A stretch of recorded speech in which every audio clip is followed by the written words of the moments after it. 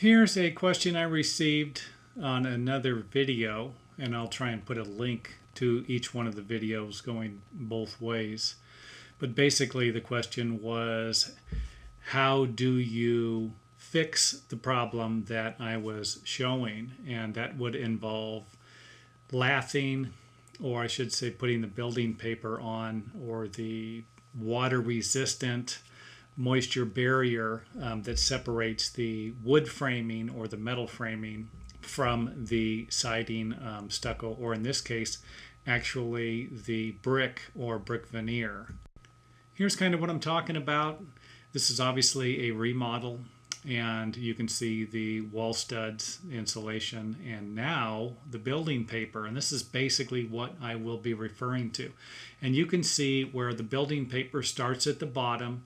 You'll put the first layer on, run it across the wall, and then you will lap it. I like to lap it at least 2 inches, and then that'll be the second row on top of that, and then the third row would go on top of that. You'd work your way up the wall starting at the bottom. Now let's take a look at a drawing. I just went ahead. We're basically going to be focusing on one wall and one ceiling. And of course, the major point is going to be the corner here. This is where most of the water damage will occur. Or should I say, this point right here is the lowest point and is probably going to create the most problems. This is the main area we will be focusing on. Okay, I'm going to go over this step by step. Hopefully it makes sense. The first part of the project will be to install the bottom section of paper. Then we will install another row of paper, lapping at least 2 inches. I think the building code might require 1 inch. I like to lap at 2 inches. Now this is going to be vital here. We've got to have another piece of paper, building paper, around the bottom area here. This is going to allow for, we're basically we're going to be double protecting, even triple protecting these areas. And you can always watch the video again if this isn't making sense. And feel free to leave any questions in the comment area. After you install this piece of paper, I like to use Moist Stop, a thicker protective paper. This is a flashing paper. You can actually use it around windows. And it'd be nice to have something at least 12 inches. Use 12-inch wide building paper or whatever, the Moist Stop. Now you can always use building paper here, but like I said, the key here is I'm looking for something a little thicker that won't break. Building paper over time can actually break where it bends. It's really, I don't think it's really designed to make 90-degree turns, even though I've seen it last, but I have also seen it break. So keep that in mind. And remember, we're layering everything so that the water will roll off of one piece of paper onto the top of the other piece of paper and work its way all the way down the wall. The next step will be to run the other row of paper, and you can see that I have bent it around the corner about 12 inches. You can go as far as you want, and I like to hang, at every soffit, I like to have the paper hang down 2 to 3 inches. And basically what I do with that is that provides me with extra protection. I'll finish the siding. Now this is only if you're going to be installing siding. If you're going to be doing stucco, you're just going to want to wrap it around the, have it come back, I would say at least 3 inches, but some people don't. They just run it straight down. But for siding, I like to have it come down about 2 or 3 inches, and then I will install my ceiling with my trim, and then when I'm all done, I'll take a building knife and cut the flashing paper off, even with the bottom of the ceiling. I hope that makes sense.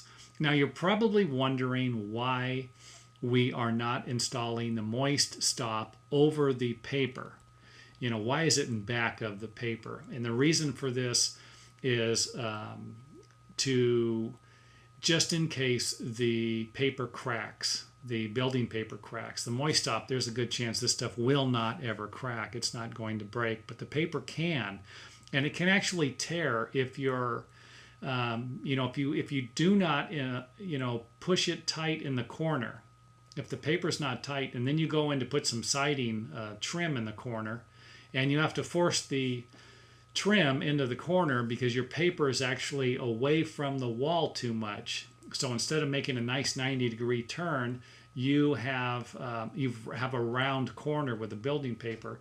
You shove the wood trim up against that and you'll tear the paper. So be careful with that. Keep these corners as tight as you can. But the moist stop, like I said, the reason why it's in back is to provide you with a little insurance just in case the paper cracks. Now, if it was in front of it and the paper cracked, then any moisture that got behind the paper, I should say in behind the moist stop, could, and this is if the moist stop is on top of the paper, not the other way around, not how I have it drawn in this video.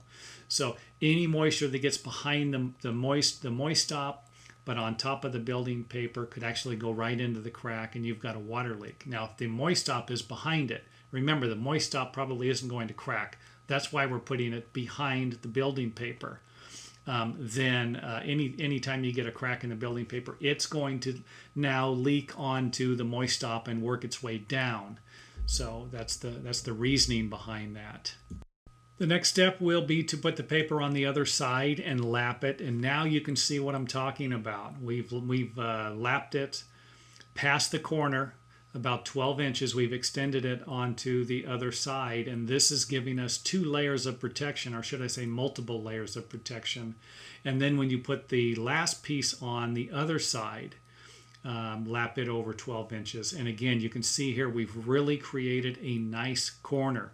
Any moisture that gets behind one area could easily be protected by the underlying areas, what we have underneath. Now, do not, and this is a toughie, this is the big thing that I've seen a lot of professionals do this, do not caulk or seal any of these gaps. You're probably thinking, hey, if I put some caulking here, it's going to help everything out. Basically, what caulking will do, if it's placed in the wrong spot, if it's placed on anything horizontally, it will basically block or trap water.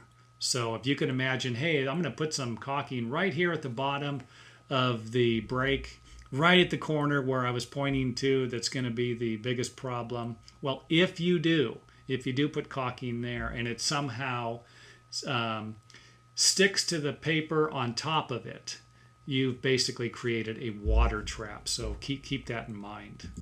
Now, for those of you looking for one more insurance policy on this corner, you can always use a piece of L metal, 4-inch, 6-inch, something like that. Put it in the corner, and by now you have a Fort Knox type of situation. There shouldn't be any water leaking through here at all. Do you really need the L metal? No, I don't think you would. But like I said, some of us need a little more insurance. And again, it all depends on the area you live. If you live in an area where it rains all the time, something like this might be exactly what you need. If you live in an area where it's really dry, it rarely rains, you wouldn't need something like this. So we can apply a little common sense to our construction methods there. Anyway, that's it. This looks like a 9-minute video. I will stop right there. Any questions, feel free to leave them in the comment area.